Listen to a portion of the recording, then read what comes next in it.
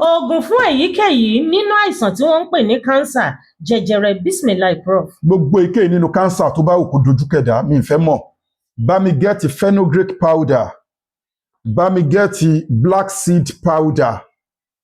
Bá mi gẹ́ẹ̀tì kànáfùrù powder, clove, black seed and kini kulba, that is fenugreek. Sọ mẹ́tẹ̀ẹ̀ta di powder. Wà wá bá mi gẹ́ẹ̀tì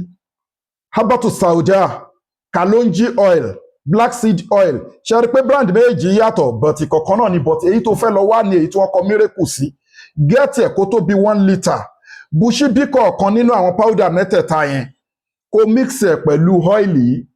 Máa mu ṣíbí méjì láàárọ̀ lọ́sàn-án lálẹ́ kó máa mu warm water lé lórí farabalẹ̀ kó gbọ́ fídíò ìdélẹ̀ kó dẹ̀ fi fídíò ìránṣẹ́ fáwọn èèyàn kó fi nǹkan tó bá lágbára sákàtà àwọn aláìní charity account 2044237680 2044237680 First Bank of Nigeria Global Dahiratu Dhikrlahi Islamic Organization. Gbogbo ẹni tó bá mọ̀ pé òun ní àìsàn jẹjẹrẹ tá a mọ̀ sí cancer Eyikeyi wá lọ fún full package wa kódà kó lọ́wọ́ ayé nú toró sábà máa ń lọ́wọ́ ayé nú.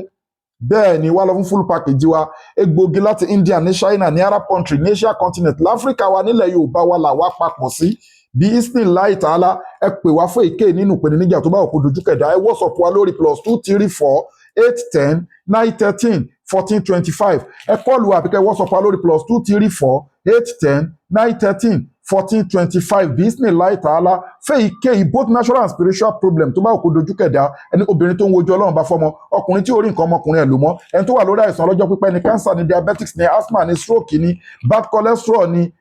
gbogbo àwọn nǹkan bẹ́ẹ̀ yẹn kidney problem ní liver problem ní heart problem ní ẹ contact wa right way lẹ́wà kò síbi tẹ́ ẹ wà tá a ti lè deliver fún yín nǹkan tí mo kọ yín Bismillah Tahala ó dájú ẹ lọ gbìyànjú ẹ kò sí ìrújú mbẹ tested and confirmed but make sure pé black seed tó fẹ́ lò kó jẹ́ kí ni kó jẹ́ èyí tí wọ́n kọ miracle sí lára ẹ ti rí páàkì ẹ̀ ní